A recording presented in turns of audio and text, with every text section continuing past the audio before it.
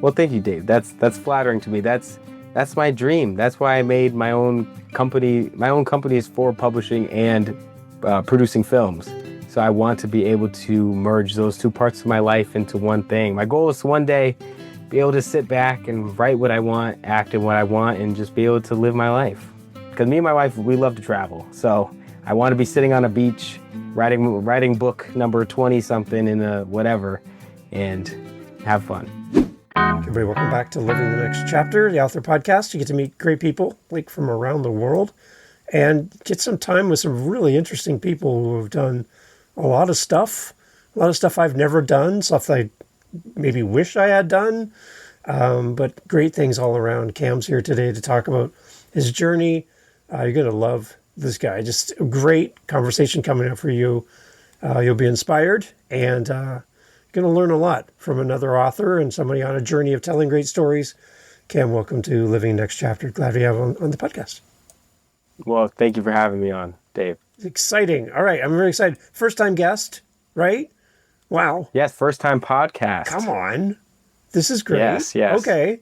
So the bar is set really high. We're going to have to all show up for you today. I'm asking everyone listening to respond to Cam and flood his email with Cam, I love you emails. Okay, just everybody pour onto Cam. Right, that's going to happen. Yes, maybe, I don't know. Listen, no, love is important. Spread all the love, not just to me, to everybody. I like it. Cam, tell everybody, where are you? Where do you live?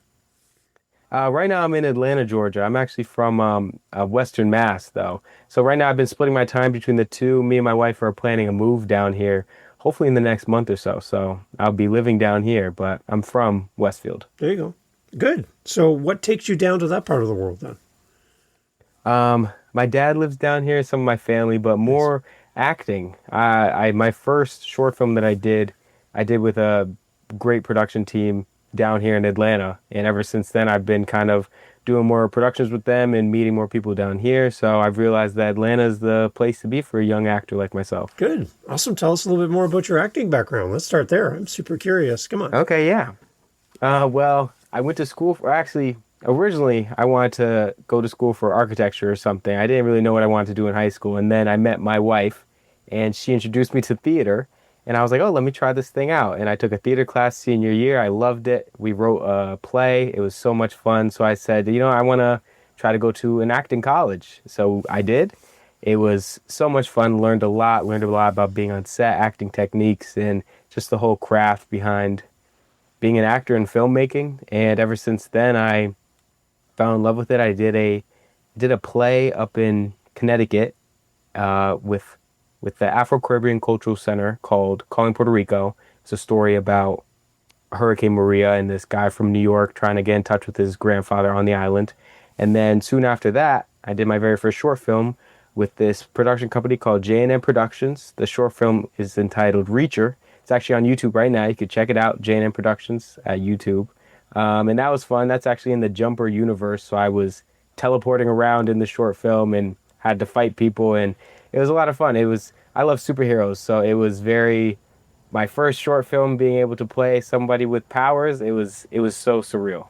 Nice. Was your power being able to jump around, or did you have other powers then? Yeah, so they ran off of the Jumper universe where he could just teleport himself, and then I developed a power to jump objects to me. That was the whole catch of the movie. I can reach things, so it was fun. Okay, so I'm going to put you on the spot. If I, Dave, the host of Living the Next Chapter, had a superpower, from your perspective on that side of the camera, what do you think my superpower would be? I'm open to suggestions. What do you got for me? Oh, okay. Should be interesting. I feel like it would have something to do with time. Oh. I don't know, you do a lot of these podcasts and a lot of these events. It seems like you do a lot behind the scenes, so I feel like your superpower would have to do with either changing time, reversing time, stopping time, so then you could have a whole conversation like this and then time won't pass. I don't know. Something like that. Okay. Because usually when people are with me they say time flies. They're like, oh, wait, we're done already? It was like, oh, yeah, that went by really, really quick. But I like yours. I like pausing time. Yeah, capturing a moment in time.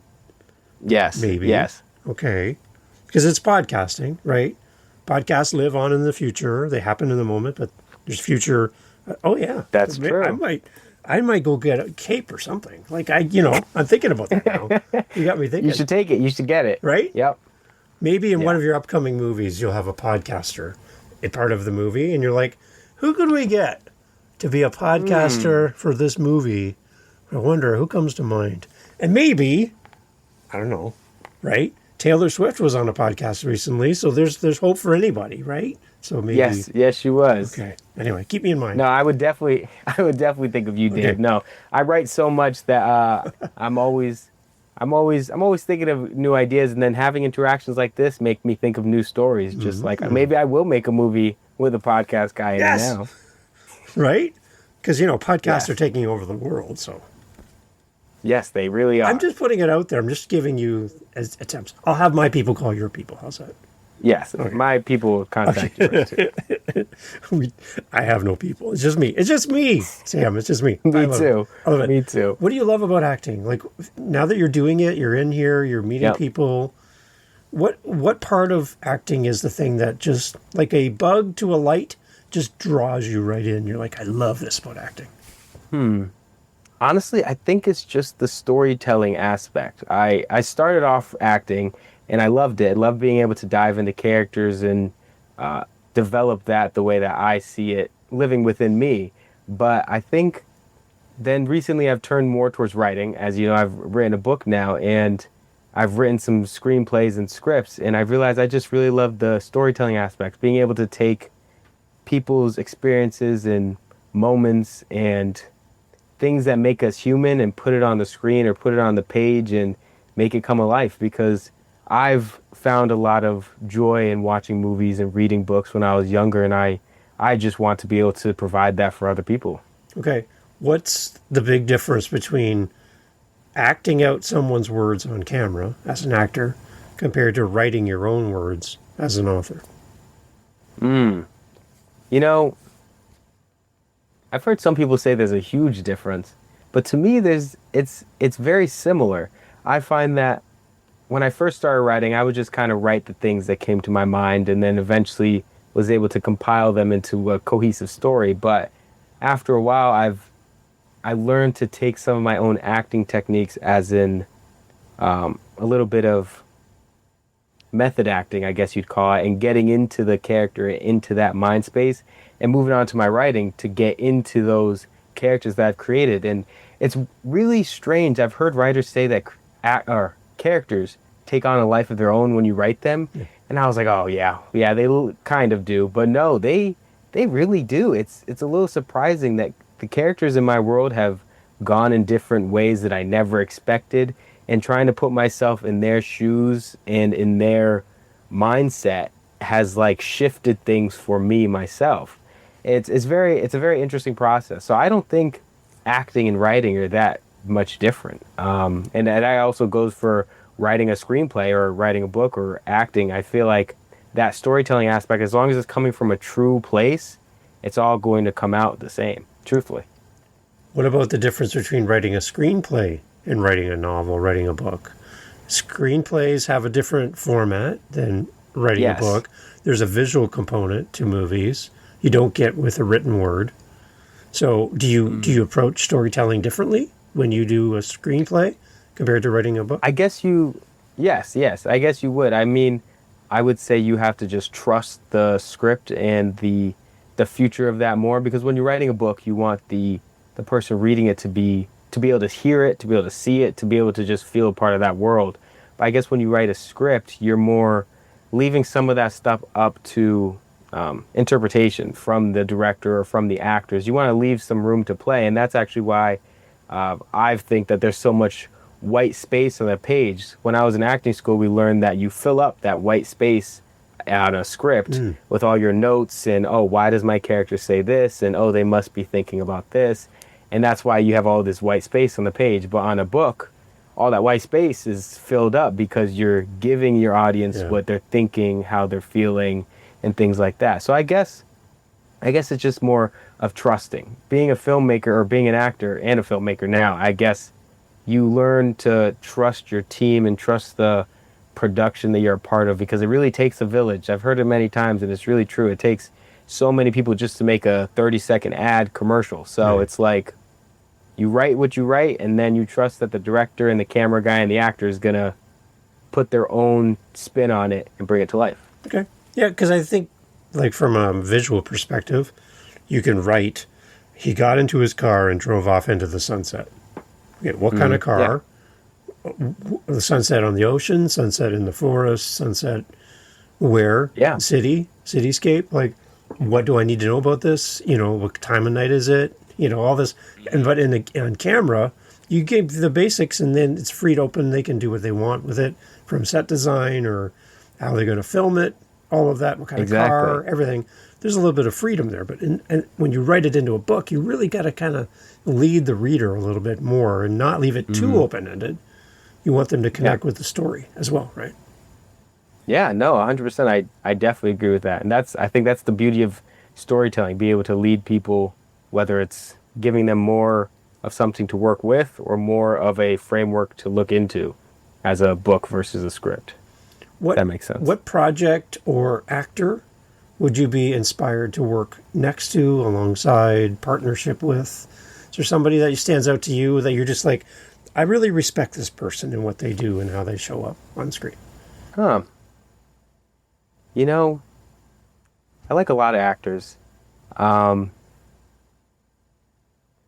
I don't know, off the top of my head, I love everything like Tom Holland and Pedro Pascal and John Krasinski and those type of actors do. And but besides that, I love what Adam Sandler does, what he has accomplished with being able to make stories with his friends, because that's what his movies all boil down to. He's just creating things with his friends, and it seems like it's fun to make, and he's built a whole company and a career off of it, and that's something that I aspire to do because I just want to be able to have fun.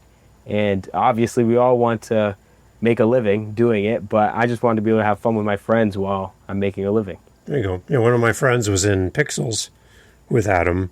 Oh, yeah? She was at the very end. She had a speaking part, but then they cut it. But Adam was right there behind the camera watching her.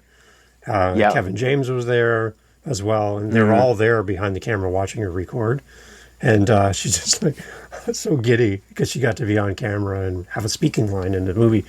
Fortunately, they cut it out. But anyways, but the whole idea, and she said being on set, he was just the nicest guy ever. Like, Yeah. so down to earth, like just so real, not like above everyone. He was the same person. And I'm like, that's really cool to hear that there's That people is. like that still in the world, right?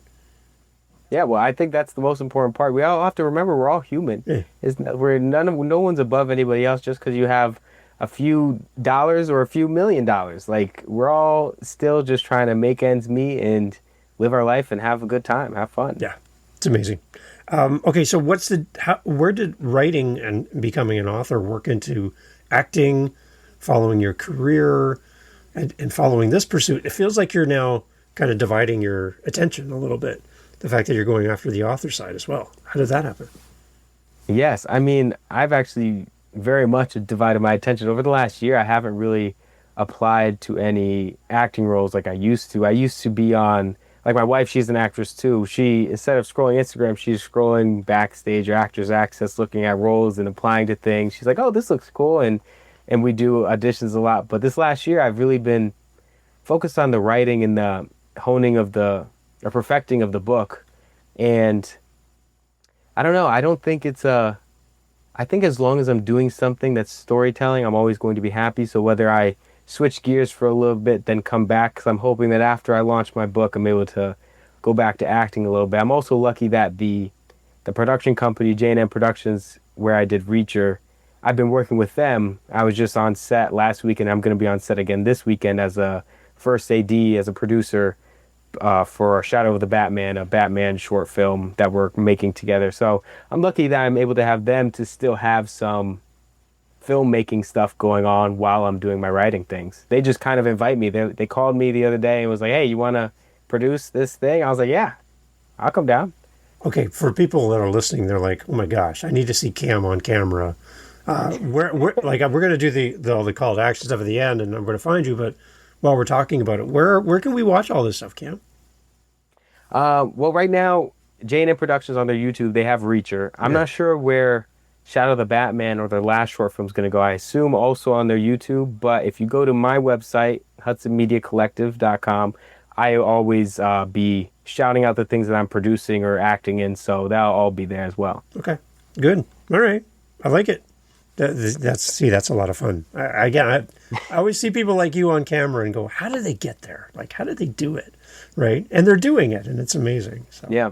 Well, I'm just a guy like you. I'm just very passionate about storytelling. So I just want to make sure that whatever I do is in that world.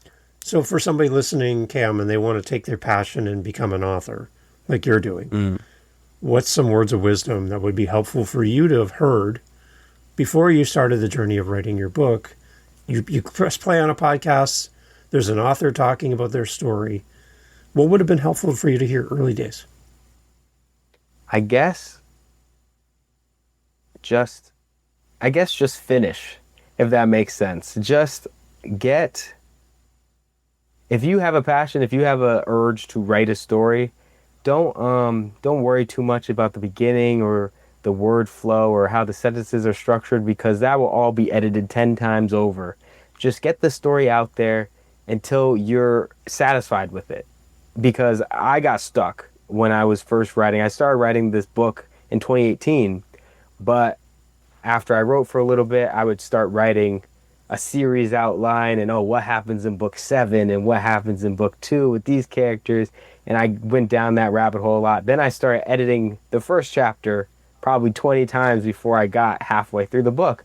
And at one point I was like, you know what, I just have to get this all out there, get it all from inside my head onto the page, so then I can look at it and figure out exactly what the next steps are. Because for a while, and then there's so many great services and platforms like yours and other podcasts and YouTube channels and TikToks that you can learn a lot from. We live in a day and age where information is at our fingertips. Yeah. So as a independent author, or whether you want to be traditionally published or self-published, you can learn it all yourself. Just get your first story out there, wrote it down, written down, and from there you can move on and attack it in different ways, and then the editing and the revising and formatting all comes later. Good.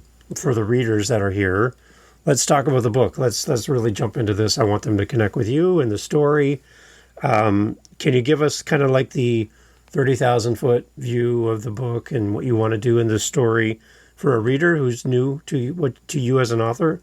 What do you want to tell them about the book? Let's start there. Yeah, well, I set out just to write a cool superhero story.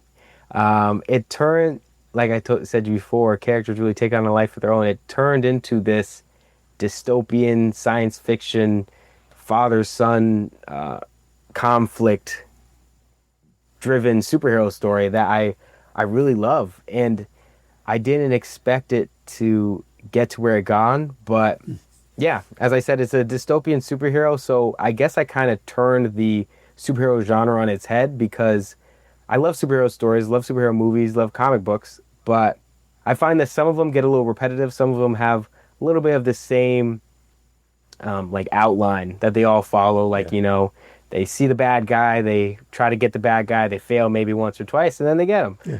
But I wanted to change that. I wanted to make a realistic hero in our world. And then I ended up realizing that this main character might have a darker side. He might become the villain, which is where the title comes into play. Hero, a villain's origin. Mm.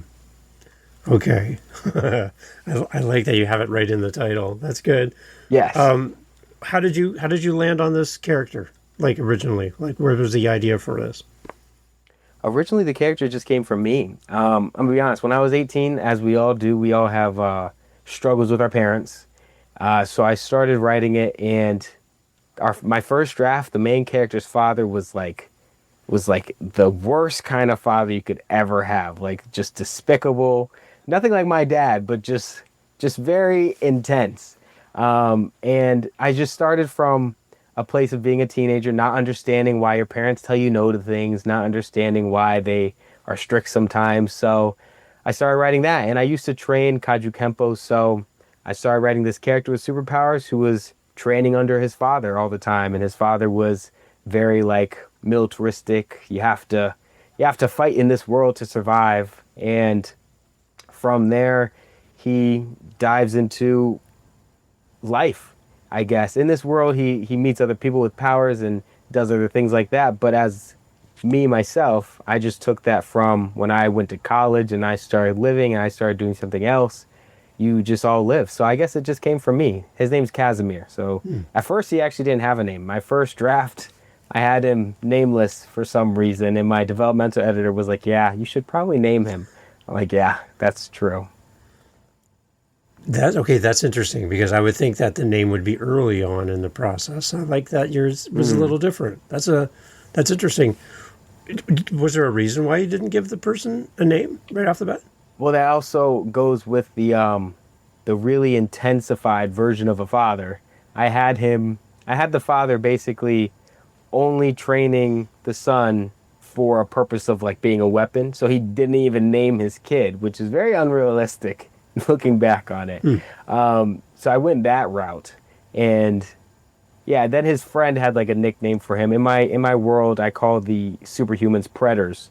So his friend used to call him Pret as a nickname. That's the very first draft. Nobody's probably ever going to read that one. My wife has read that one, but yeah, that's about it. There you go. Well, a little behind the scenes for everybody. I like that. Yeah. There you go. Maybe one day I'll release a chapter or so.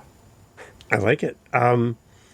So kind of the big story idea, then the story arc then for the readers, kind of what are we going to learn about this character in the first, few chapters as you set the story?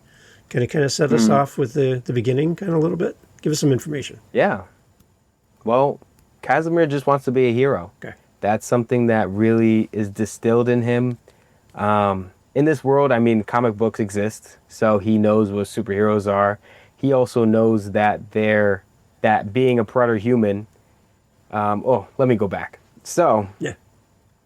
in this world, there's 8 different types of Preter-Human abilities. Let me see if I remember them all off the top of my head.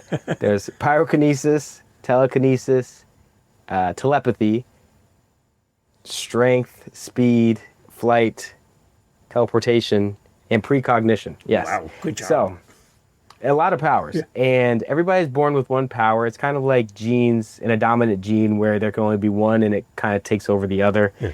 But this main character is born with all 8. So he feels some sense of need to step up and save the world, I guess. There was one person born before him with all 8 who was the president. But after this president got assassinated, the government decided to take the 3 most dangerous Preter-Human groups and exile them. So that's where our story kicks off. He's a part of the first generation of these exiled Preter-Humans on the west coast of America. He's with all the telekinetics and he's just training with his father. So we start off, he's training.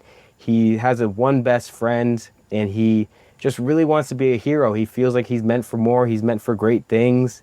And he doesn't understand why his dad is so harsh on him until his dad sends him on a mission and he sees a little bit more of the real world of the government that they're fighting to protect. And something along that way, he meets a girl who actually makes him question if his mission is true, if his dad is true, if what he's fighting for is true. So he goes on this existential crisis, this internal and external journey to figure out what his destiny is, to figure out his meaning in this world, being one of the only Preter-Humans with all 8 abilities in this exiled community, feeling suppressed and all these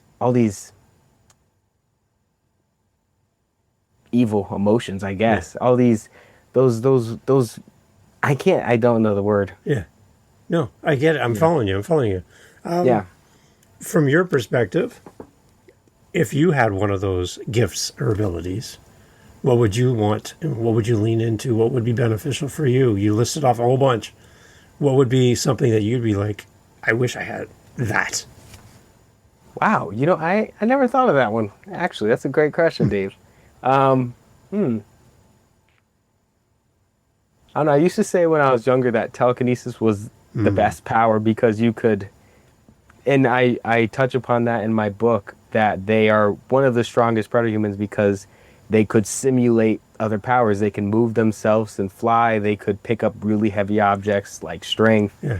And it's a very strong ability. But for myself, in a real world situation, obviously I want to be a superhero too. I love Yeah. Superman, so that'd be great. But in the real world, I think I would like to just have something that gets me around faster, either speed or teleportation. I don't know which one would be better. Interesting. Probably teleportation is just easier. I can get to where I need to go and get there quickly. There you go. Okay, yeah, because when you say that the president had all of these capabilities and still was assassinated, there's a weakness there somehow, right? Yes. Well, they're still human. Yeah, They're right. still human. They don't. I don't have like a kryptonite per se, but I Yeah. guess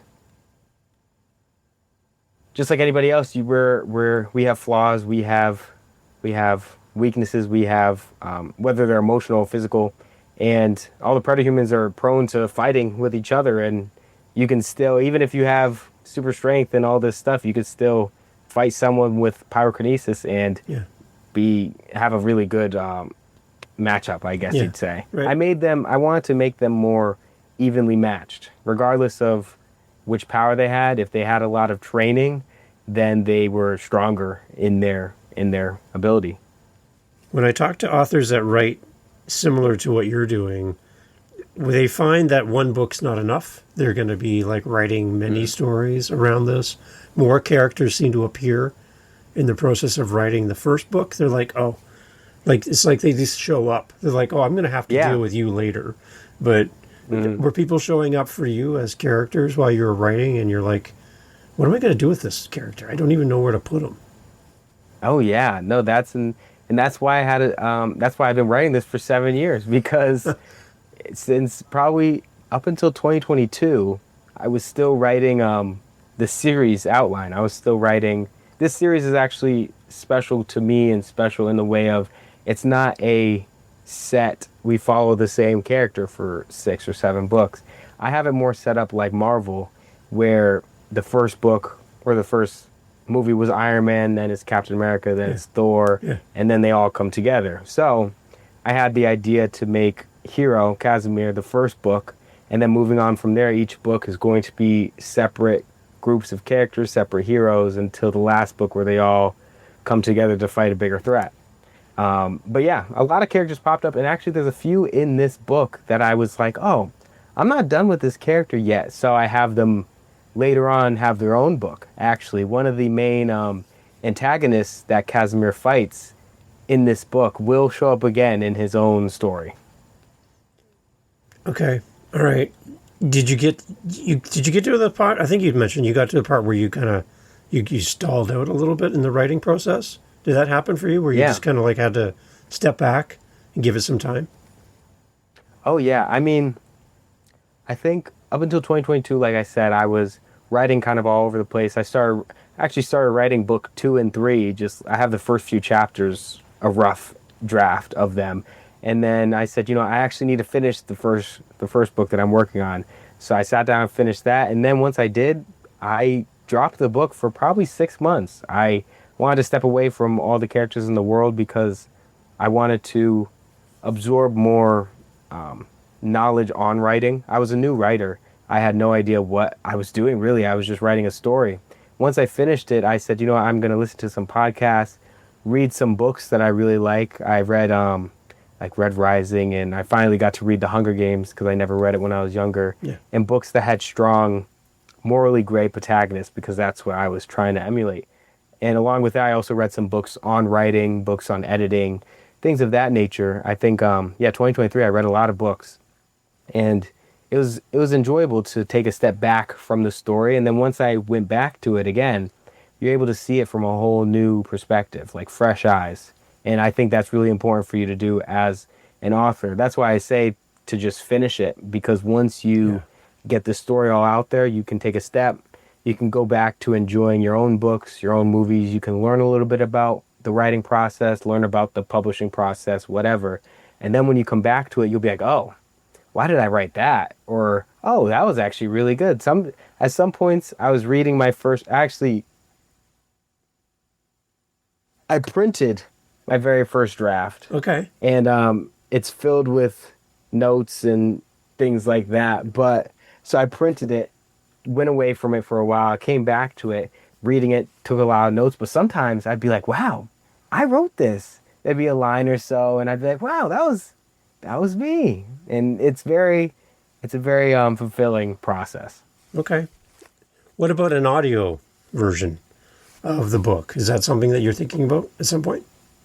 Yes, funny enough, my wife actually just was talking to me about it today. I recorded some snippets for social media purposes, some excerpts from the first chapter, and I'm planning on recording some from later, more dramatic parts, just to get a little traction on it, I guess. But no, I was actually just thinking I want to make it an audiobook. Maybe not this year, maybe next year, but I was also like, I'm an actor. I do Yeah, voice work, come on. so I might as well read it myself. Right. And I've heard some people say that it's if you can achieve the voice acting part, people will like to hear it from how it was meant to be heard, Right. because I have the little ideas in my head of how a character says Yeah. this or how they would do that. So I have that more firsthand experience, I guess you'd say. Yeah. One of the feedback I had from one of my authors on, they wrote their book, they put it out in the world, and then they went to record the audiobook. And they're like, Dave, the moment I started reading my own book, I found these little annoying mistakes that I completely missed. Every editor missed it, like a double word or something that just was in the wrong spot. And they're like, had I listened to this before I released it, I would have caught it. But it Yeah. went through so many edits and through across so many desks. Approved, approved, approved. But as soon as I went to voice it, I'm like, oh, it's glaring. I can see my mistake. So that's one thing I enjoy audiobooks as a listener and a reader. I find them to be really enjoyable, especially when they're read by the author. I think that's quite unique. But just the idea that it might kind of illuminate some things for you as a Yeah. writer as well. To be like, wait a minute, that doesn't make sense, right? I don't know.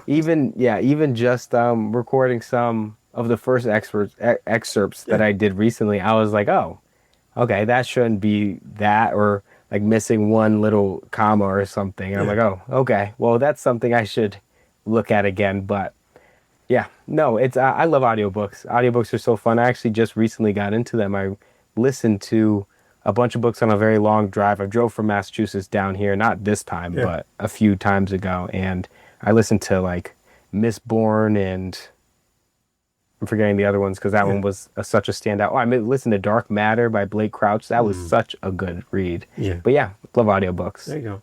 Okay, so you're going to keep writing. You got more stuff coming up Yes. in the future. You got many different projects happening at the same time. How are you juggling all this? Like, how are you? How are you like?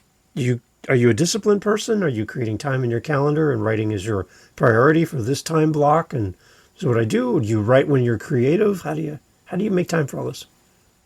You know, it's honestly it's really hard. I've been talking about this recently with my wife and like my sister because she's in marketing, and my other sister she's going to Syracuse for publication or publicist, that type of thing.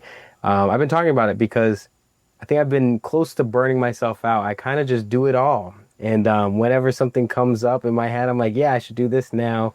Especially self-publishing and creating my own company to publish under. I've been my own marketer, my own ads person, my own advocate in all these spaces. So I'm trying to be more disciplined to say I should set this time to do this business stuff and then set time to myself to relax. Because I think I had this idea of productivity means only producing something, like whether it's filming, acting, or writing, or doing things, making Canva things Yeah. for Instagram or whatever it is. But productivity can also be taking time for yourself, because it's productive to give yourself those recharges and give yourself those relaxing moments, because that the only way that you can move forward as a creative is to have those times for yourself. So recently I've been all over the place. So I don't really have a set this or that. I kind of write when I'm creative. If like recently I got an idea for the next book, so I started writing for a few hours. But besides that, no.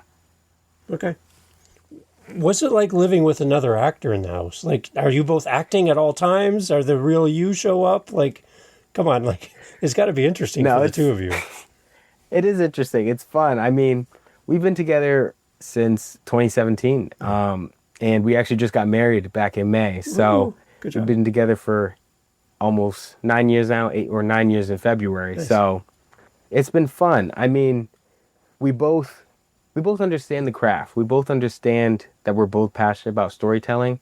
I don't think we're always acting to each other, but I definitely we're always helping each other in that aspect, whether we're helping each other record auditions or helping each other work on scripts. Like she's actually going to be filming a short film with the same production company I've been working with down here in Atlanta this October. So I've been trying to help her with that aspect. I think I'll be producing that again if they give me a call and ask me to produce it. So yeah, I guess we just kind of we help each other. We understand that we both have the same dreams and aspirations.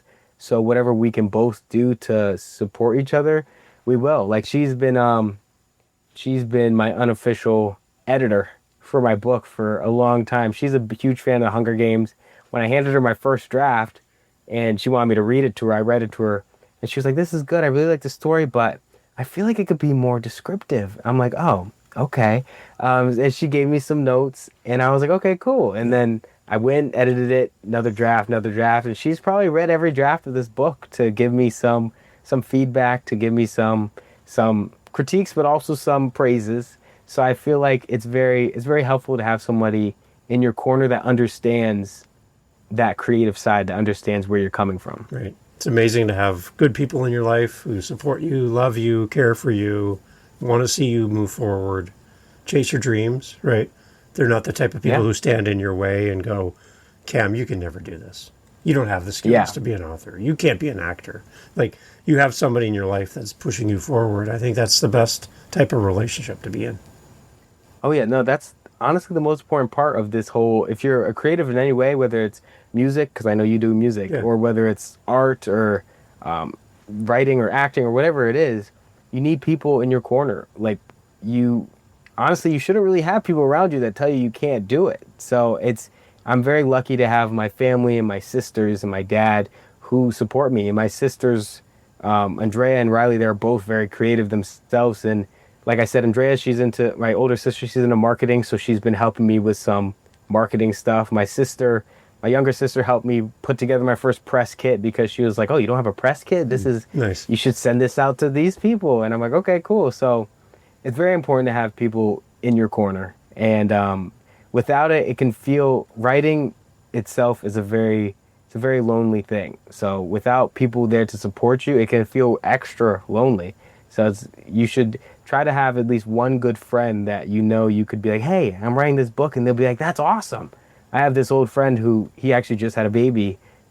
His name is the best friend in my book because he's such an integral part of my life. We met in middle school, but we don't talk too frequently because we're both married. He has a child now, but when we do, he's always hyping me up and supporting me. I showed him my cover before I showed anybody else, and he's like, "Oh my gosh, this is so cool." So it's very important to have those people in your life. I like it. It's really good. Excellent. Cam, so I need to have you back in the future to talk about new projects, Yes. right? So keep me in mind, right? If you need somebody to star in your podcast or movie, I'd love to negotiate with you and see what we can do. Yes. But yeah, that's amazing. And I'm just really curious, and I really want to watch your career. I want to see how things develop for you and for your wife and all the good stuff you guys are up to. It's great when I meet creative people. I just really inspired by hearing your story and to see you chasing not only your acting career, but now authorship, television, movies. There's a lot of good things in the future for you. And to meet you at this stage of your life and to see where you could possibly go beyond here it's quite inspiring. Well, thank you, Dave. That's flattering to me. That's my dream. That's why I made my own my own company is for publishing and producing films. So I want to be able to merge those two parts of my life into one thing. My goal is to one day be able to sit back and write what I want, act in what I want, and just be able to live my life. Because me and my wife, we love to travel. So I want to be sitting on a beach, writing book number 20 something in a whatever, and have fun. So are you open to clients, people reaching out to you, looking for help, looking for somebody like you in their corner? Can you talk a little bit about that before we wrap up, Cam? Who do you serve? Yeah. Who can reach out to you? Who are you interested to talk to? I'm interested to talk to people just like me, people who are passionate, creative, who want to do something in this storytelling space. Actually, was just talking to my sister about creating some packages that my company could provide. I haven't fully created them yet, but I am definitely open to discussing things with whether you're a indie author or an indie filmmaker, a writer, a producer, whatever it is. Like I said myself, I'm a writer, so the whole point of making this company was to really tailor to the writers, because I find that in this industry,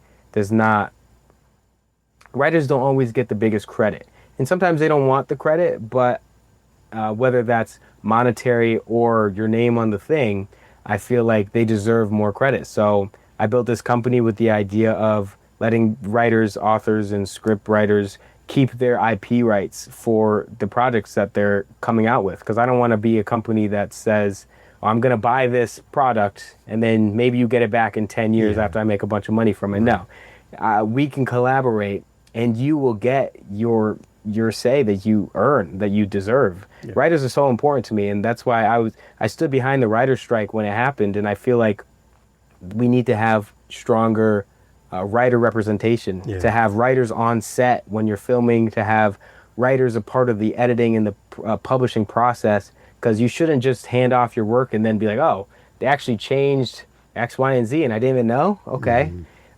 Because it's very important. Without writers, we wouldn't have any stories. Right. So, yeah, my company is built for the writers. It's built for people who want to create something. So if you are anything like me, reach out. I'm at hudsonmediacollective.com, or you can just reach out to me directly at Reuben Hudson on Instagram.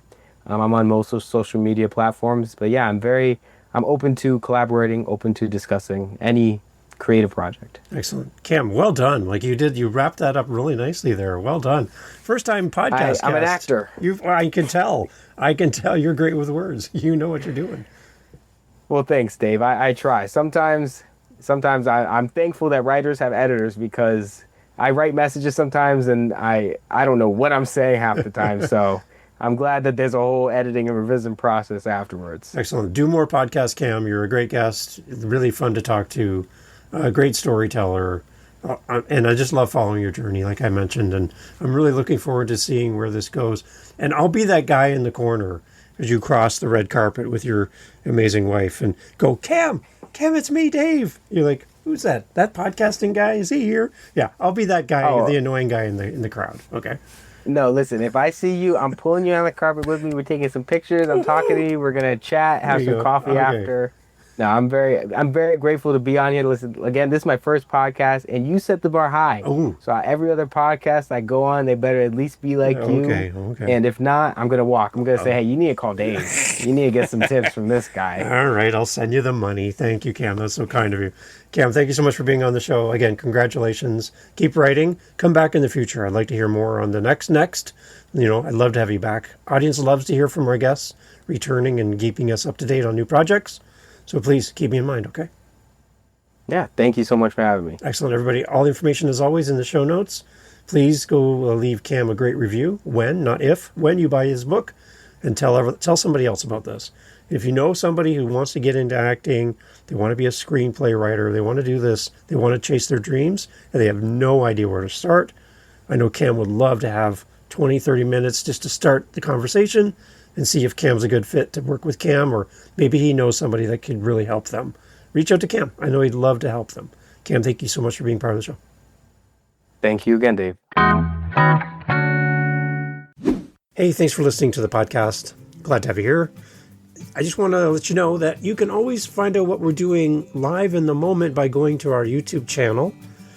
Head over to livingthenextchapter.com. There'll be a link right there. Head over to our YouTube channel. Make sure you like, subscribe, do all the things that all the YouTubers love to say. And in our YouTube channel, a couple things. You're going to get advanced listens. You're going to get the episodes that we're working on in real time. So we record and post daily on our YouTube channel. I'd love for you to give us a follow over there. As well, we're making playlists. We have over 500 episodes. So finding the right episode for you, we're trying to group things into playlists. So if you like children's books, if you like business, you like historical fiction, we're grouping our authors together to make it a little easier for you to find your favorite next author. So head over to livingthenextchapter.com. And again, I'd love to hear from you. Hearing from the listeners of the show is great. And I just want to say thank you for being a part of the podcast family. And I look forward to having you back for the next episode. Thank you for being here. I really appreciate your time and your listen. Take care.